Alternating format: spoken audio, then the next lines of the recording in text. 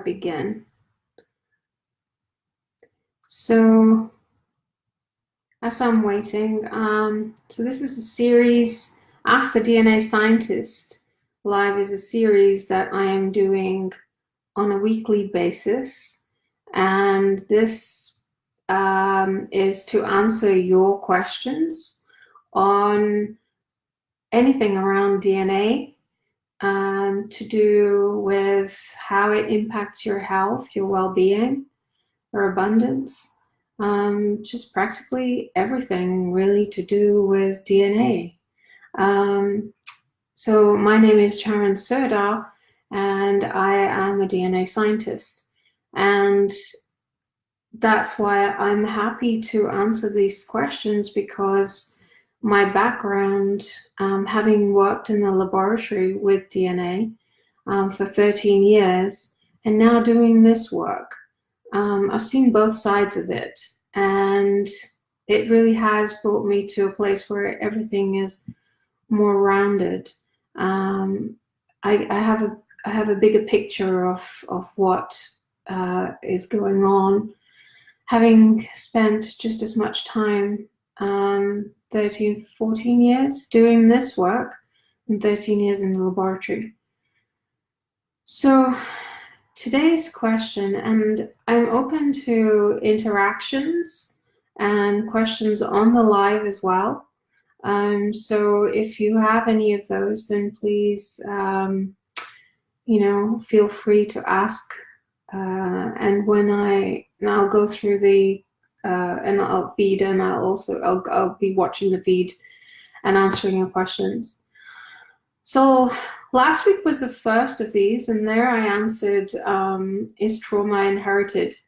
And that is, you can find that on YouTube. You can look that up if you missed that. Today's is really jumping into the deep end, which I'm happy to do. And today's question is, how is it through me that I have a sick child? Did I create this? So this is a question that came in after I did the live last week. And if you have any questions, please do share them with me, because I'll be picking one for next week. So this question, the first thing that I want to say is that as a mother or a parent, one of the first things that we do is we feel guilty about what it is in, the situation that the child is in. And that can be impacting the biology of the mother, as well as the energy, that she expresses.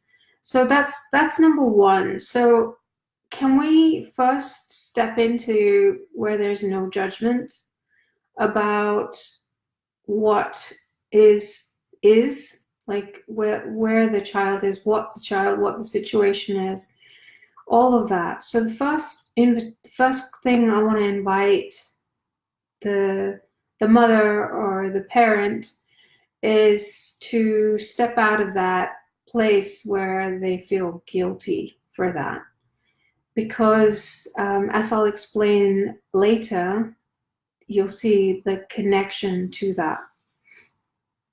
So that's number one. And then the number two is, let me just explain how biology works. And this is not I'm not going to go into detail, but just a general on how biology works, and how the DNA is impacted. So the DNA that we have inherited from our parents comes along with the physical DNA. It also comes with the energy that's passed on to us from our ancestors. So, for instance, if our ancestors, and I talked about this on the last Facebook Live, which is trauma inherited, but when they experience any traumas, it could be could be famine, drought, any of these. As they are experiencing that gets trapped in their energy field. And then that gets passed on to every generation. And it has an impact on the way that DNA is expressed. So let's just go back one other step here. And that is that normal genetics says that we are bound by the DNA that we inherit. So if our ancestors or our parents have inherited certain disease, then you're predisposed to it. But what I want to say is that this is where the field of epigenetics shifts, because it's not the DNA that controls your biology, it's actually the environment that your DNA is in. And this means your emotional state. This means your energy that you inherited from your ancestors, your internal energy state, and your external state as well. So, for example, just where you live, is there stress, who you live with, all that kind of stuff. Okay, so everything to do with environment has an impact on how that DNA is expressed. So when it comes to pregnancy and it comes to how our biology is created, all these things are impacting the way that DNA is expressed.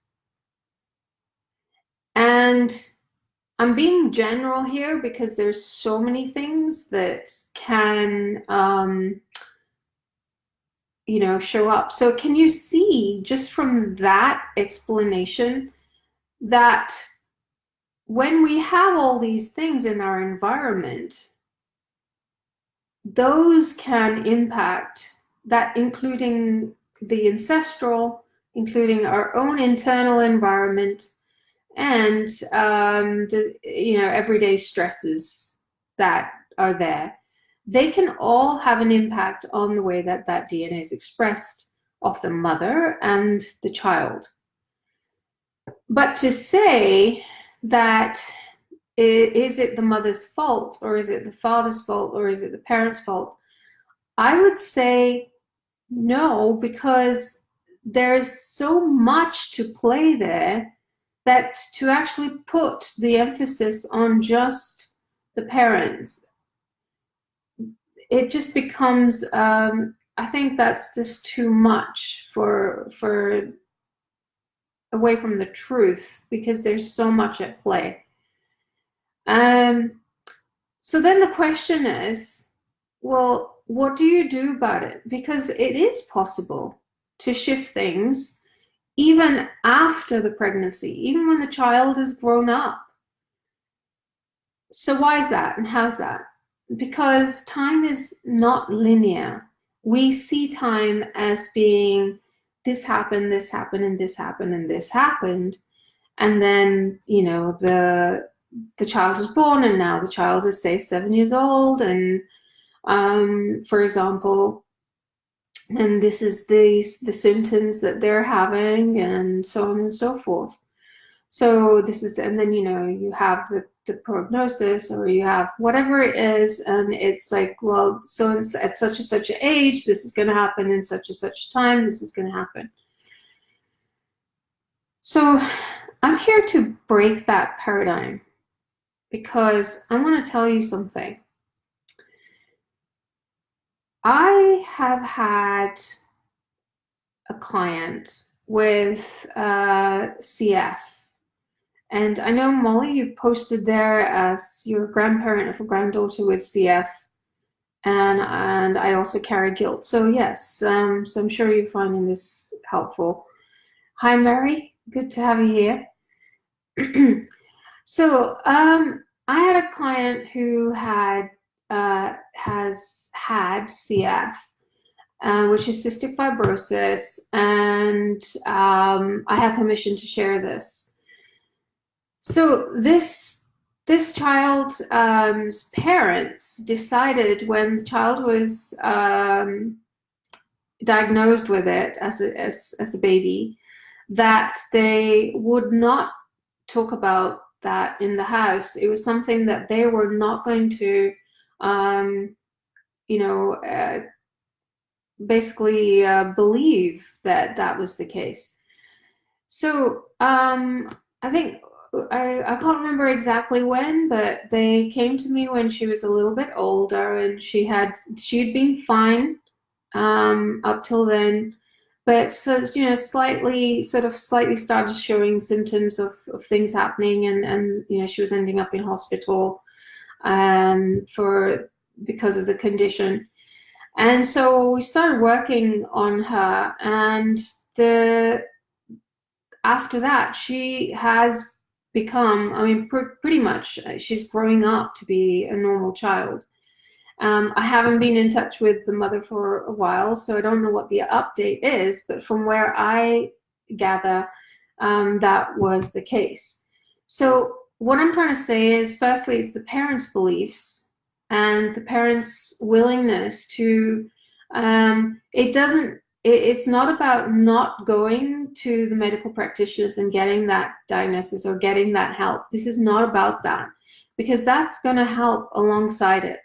But we're talking about the environment. So this also means the mindset of the parents, the mindset of how they want to move forward with it. And I have to be honest, I mean, this is not an easy topic to discuss, because there's so much there. And so I'm doing the best of for my knowledge to do so. But what I do know with my heart and truth of being is that it's in the moment of what you are feeling in the presence of your child, or the way that you feel in the way that you are processing what's going on.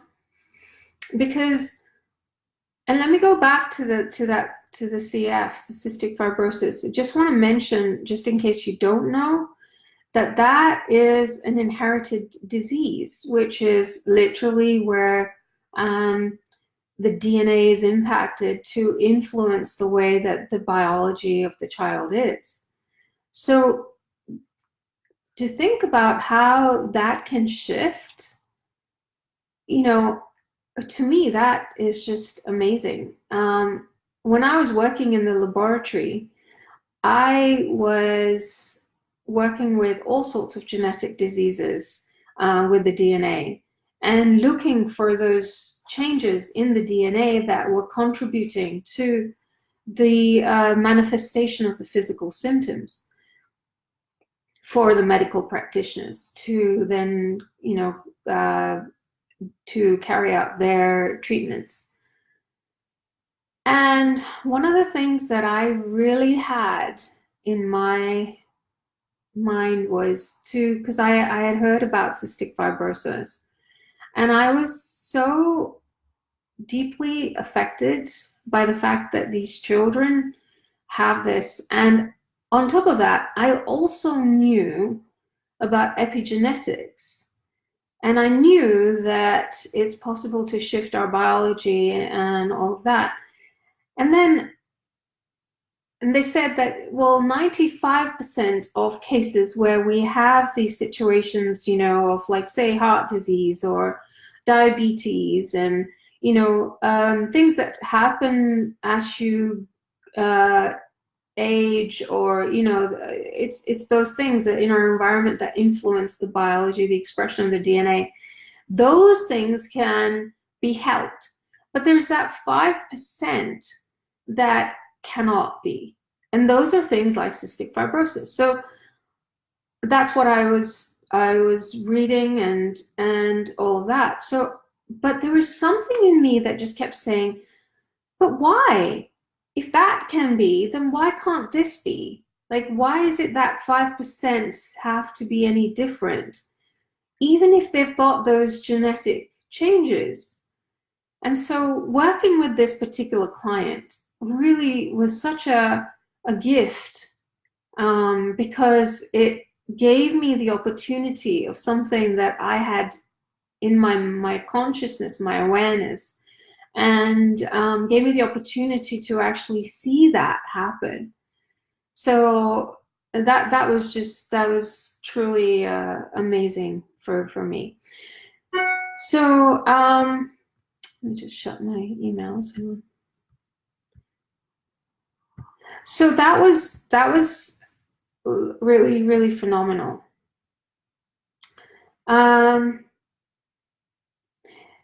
Then the question is, what do parents do in order to allow for the child's biology to come back into alignment, and also for them to feel at peace with it? These are important questions. So as I was talking about, there's no linear time. We are living in, we've been told there's linear time, but there is literally no time. And yet we move through time. But at the same time, there is, if we can experience presence, presence means to be aware of our own beliefs, own thoughts, own emotions during the day as we're going through the day. So whatever it is that with the child, and this can apply to anyone and everyone, whatever you're experiencing in the moment, can you be present to that? Because as you're being present to that, you're realigning your DNA to that of source consciousness. And as you do that, your biology shifts to match up to that, which equals health and wellness. So coming back to the guilt, if parents have the guilt of the way that things have happened with their child, then that's not helping. And you're holding that in that present moment, every present moment. And in every present moment, that's creating an outcome, whatever that is. In the parent's biology is shifting to that of upregulating stress hormones and not being able to come out of the fight or flight. That in turn has an impact on the child, because if the parent is stressed and feeling concerned and worried, then that impacts the child. So if we go to no time, which is being present, what happens there is that the parent is in a place where there's no judgment to what is and what they're experiencing. It's just allowing. If you see your child and you feel a certain way, then it's okay. It's okay to express that internally and to feel that. That is self-love. And when the parent can feel that in this moment, this present moment, you are shifting not only your biology, you're upregulating for health and well-being, the genes for that, and you're actually holding that vibration, that frequency, because the heart actually, with the Heart and Mouth Institute, there's so much to say. They've done so many studies to show this, that as you express a certain way, the heart field is created with that feeling, and that is then impacting everything around you. So remember what I said about your environment influences your biology? Well, in that moment, when the parents are feeling that and being present to what they feel, in that moment, you're helping your child. Because in that moment, you're helping that child to upregulate their genes, to upregulate genes for health and well-being, and downregulate for the stress genes. This is how powerful you are. So the question, coming back to the question, is not so much about did I create this, but you can uncreate it in this moment. And you can do that moment to moment to moment. And that is the power. That's really where I wanted to take everybody, to come to that place of recognition that it's not so much about what's happened in the past, but it's about actually this moment in time. This can influence, this moment is what can influence the biology of yourselves, your parents, and the children. We talk a lot about self-love, but not, one of the things, the misconceptions I feel about self-love is that it's about being able to say, I love myself, I love myself, I love myself. And I may be wrong, but that's what the majority of ways of looking at things have been, which I've seen anyway. But what I want to say is that self-love is actually about you being present to what you feel in the moment. So for instance, I want to say, Mary, thank you so much for your comment here, because she is the mother of the child with CF. And so her comment is, we try to see CF as just a label that doctors give, instead of a description of what my daughter is. I love that, Mary. I mean, oh my God, goosebumps. Okay. We didn't plug our energy into the label. Once we did that, we all felt better, and seriously, M's health improved. That's it. That's really it. And Mary, I'd love to sort of, ask, I mean, how are you feeling with it now, and with her, and in a moment to moment, and everything that I've sort of talked about here, if there's anything else that you want to add to that. And so thank you so much for your comment. And Molly, yes, I've seen your comment too. As a granddaughter, yes, I read that, didn't I?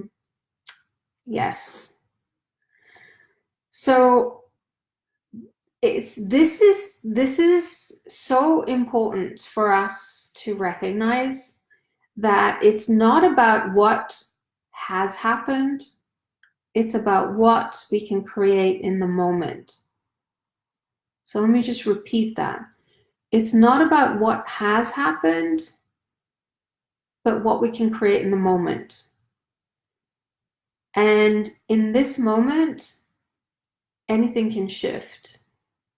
Just by parents expressing and feeling and being honest with the way they feel internally,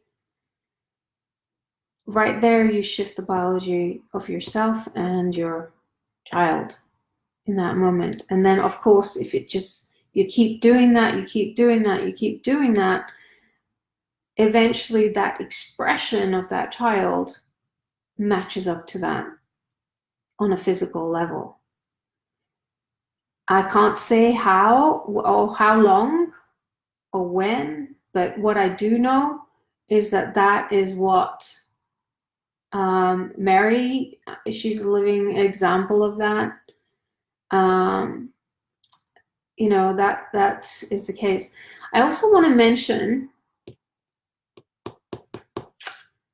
maybe not, that'll be for another day.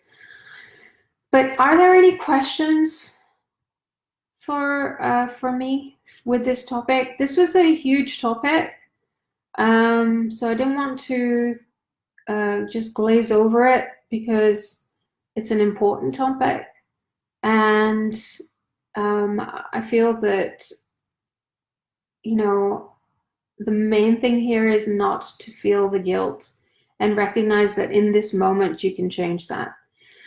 I want to share what's come up for me to share before I finish, and if you have any questions, please post them while I'm sharing this.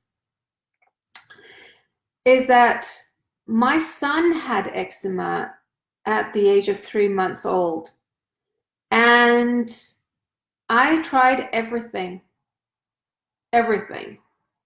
because it just increased, and of course it's, you know, he wasn't sleeping. It was all of that. I don't think I slept for 5 years. I was working full time and I didn't sleep. So that was stressful. I didn't know about any of this at that time. I was working with DNA, but I hadn't come to epigenetics yet. And I know that the way that I am right now, the way that things are with me, my internal shifts that have happened, are helping him to help himself. I mean, he came out of the eczema at about age 17, 16, himself, with divine help. Just the way that his body biology, was it because I shifted? Was it because I moved into self-love, because I was on this journey? But what I do know also is that if it wasn't for him having that, I would not be here speaking to you, because it's because of that that I went on a search to look for other ways to begin to help him and help myself. And hence, here I am speaking to you. And if I was to say that that was my fault right now, that he ended up with eczema and then had to suffer for 17 years with it, I wouldn't be doing him any favors, and I wouldn't be doing myself any favors, because that is resulting in, you know, upregulating the stress genes and all of that. So my journey has been really to move to the place of self-love, and knowing that as I do that, how do we know that when we're doing that in this moment, because there's no time, we're shifting things in the way that the pregnancy was? That whatever the situation or the environment that was then is being integrated into wholeness as you in this moment are being in self-love and being in that place of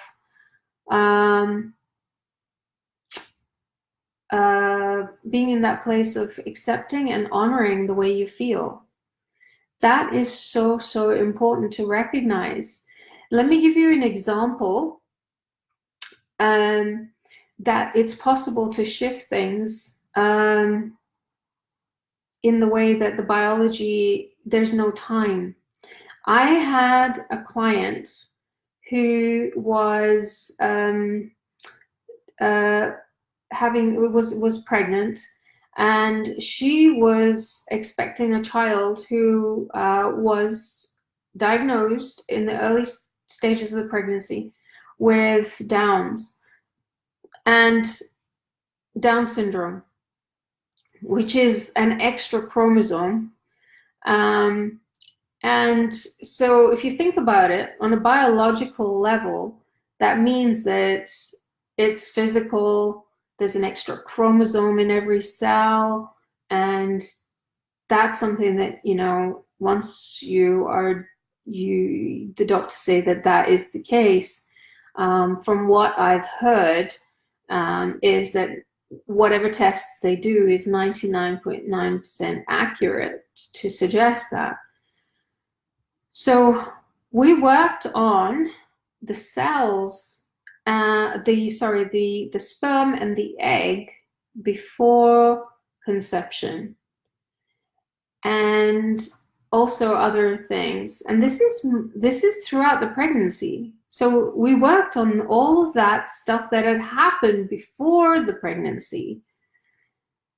And the child was born normal. And I've had 2, maybe 3 cases like that, where that's happened. And my point of telling you that story is that if in this moment you can change the way that you feel, let me correct that, to actually accept the way you feel and not judge yourself, have self-love in that way, that means that you are shifting things. And because there's no time, who knows what you're shifting from when the child was in the womb, or all of that. Because I know that in my pregnancy, I was very depressed. And that energy has definitely impacted him in some way. But what I do know now is that being the way that I am, always being conscious of the way that I feel, having self-love in that way is definitely impacting not only me, but him. I know that. I know that. My heart says that as a mother. So,